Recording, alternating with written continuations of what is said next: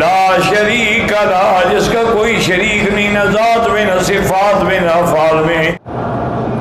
اس لیے فرماتے ہیں کتاب انزلناہ الیک، ہم نے یہ قرآن آپ کی طرف اتارا ہے۔ کیوں اتارا ہے؟ تویز لکھو نہیں، ایمان سے کہیں اللہ نے قرآن اسی لیے بھیجا ہے کہ مولوی تویز لکھ کے روٹی کھائے اور پیر جو ہیں وہ قرآن کھول کے فال نکالیں، یا قرآن اس لیے آیا ہے کہ اس پہ ہاتھ رکھ کے قسم کھاؤ، جی قرآن کی قسم کھاؤ۔ اور آج کل ایک بڑی بری رسم نکلی ہے کہ جب لڑکیوں کی شادی کرتے ہیں نا جی، تو آگے پیچھے 2 لڑکیاں 4 لڑکیاں ایک بڑا کپڑا جو ہے تان لیتی ہیں، اس کے اوپر قرآن رکھ کے دلہن کو نیچے سے گزارا جاتا ہے، اور انشاءاللہ قرآن لعنت کر رہا ہوتا ہے کہ ساری زندگی تم نے مجھے پڑھا نہیں، آج میرے سائے میں جا رہی ہو۔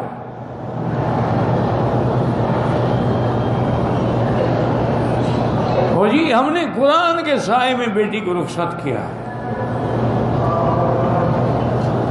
انا للہ و انا الیہ راجعون۔ وہ جس میک اپ میں ہے، جس سنگار میں ہے، جس ڈریس میں ہے، وہ قرآن کے خلاف ہے، لیکن قرآن کے نیچے گزر رہی ہے۔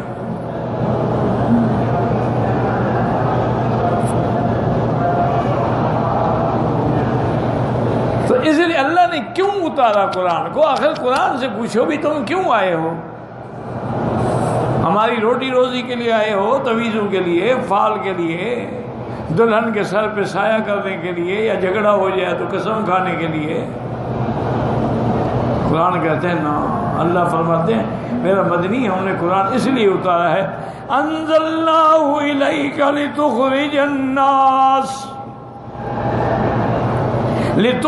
الناس من الظلمات الی النور، تاکہ تم لوگوں کو اندھیروں سے نکال کے نور کی طرف لاؤ۔ ظلمات سے کیا مراد ہے؟ کفر کے اندھیرے، شرک کے اندھیرے۔ اسی لیے جہاں بھی قرآن میں یہ لفظ آیا ہے جمع آیا ہے، اللہ ولی الذین آمنوا یخرجهم من الظلمات الی النور والذین کفروا اولیاؤہم الطاغوت یخرجونہم من النور الی الظلمات۔ سمجھو، نور مفرد ہے، ظلمات جمع کیوں ہے؟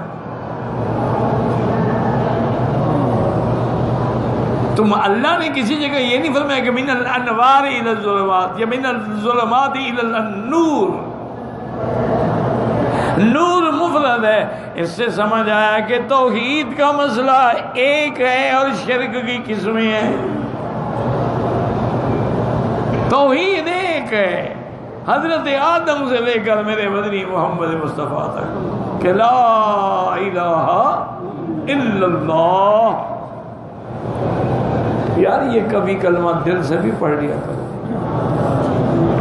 صرف زبان سے نہیں،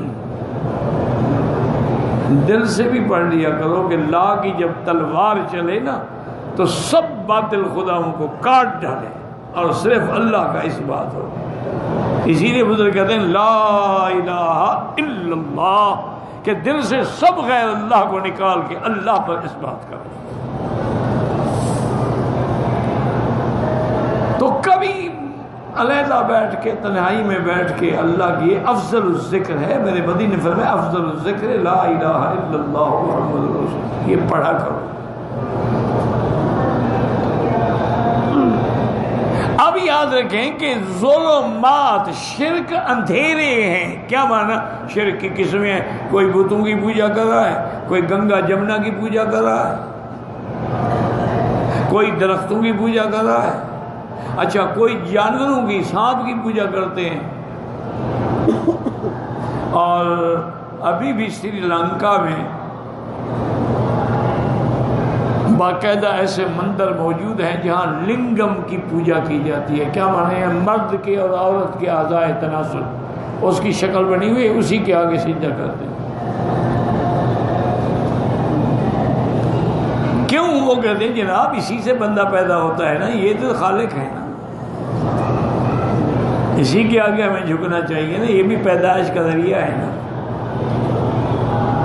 تخلیق تو ان سے ہوتی ہے، اس کو بھی باقاعدہ پوجا کرتا ہے۔ اور اللہ تبارک و تعالی معاف کرے۔ پھر یہ ہے کہ آپ خود دیکھ لیں، ہندوستانی ہمارے بھائی بیٹھے ان سے پوچھ لیں کہ جتنے میرے خیال میں اتنے ہندو نہیں جتنے دیوتا ہیں، 35 کروڑ دیوتا ہے، اور ہر کام کا دیوی دیوتا الگ ہے، کہ پیار مانگنا ہو تو اس سے مانگو، اور قہر مانگنا ہو تو اس سے مانگو، بارش مانگنی ہو تو اس سے مانگو۔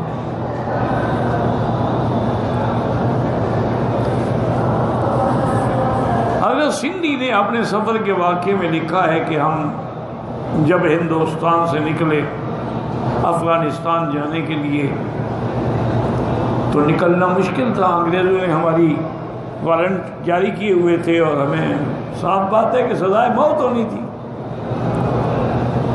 ہم باغی تھے ان کے، باغی کو کون معاف کرتا ہے؟ تو آپ فرماتے ہیں کہ پھر ہم نے، استاد کا حکم تھا کہ افغانستان جاؤ، تو ہم نے پھر ہندو کی شکل بنائی، اسی طرح چوٹی رکھی، اسی طرح ہم نے لنگی باندھی، اسی طرح کلیکشن لگائے، اور پڑھے لکھے تو تھے نا، علماء تو تھے نا۔ رامائن کو ہم نے ذرا 2-4 دفعہ دیکھا تو رامائن تو ہمیں یاد ہو گئی،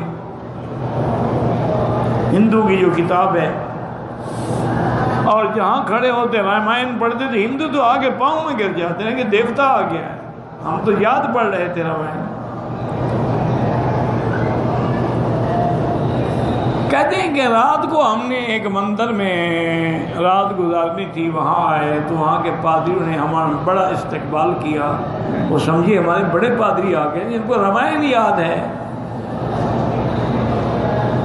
کہتے ہیں اس کے بعد ہم نے دیکھا کہ بہت سارے لوگ آئے ڈھول پیٹتے ہوئے اور یہ کرتے ہوئے، تو وہ پادری باہر چلے گئے۔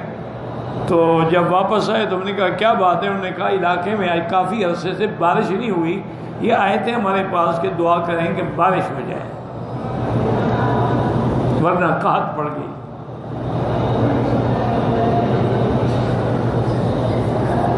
تو کہتے ہیں سندھی صاحب، میں نے کہا پھر تم نے دعا کی؟ انہوں نے کہا نہیں جی، دعا کیا کریں، بارش تب آئے گی جب بھگوان کا متھو پگھاری ہو، جب بھگوان کے ماتھے پہ پسینہ آئے گا نا، اس دن بارش آئے گی۔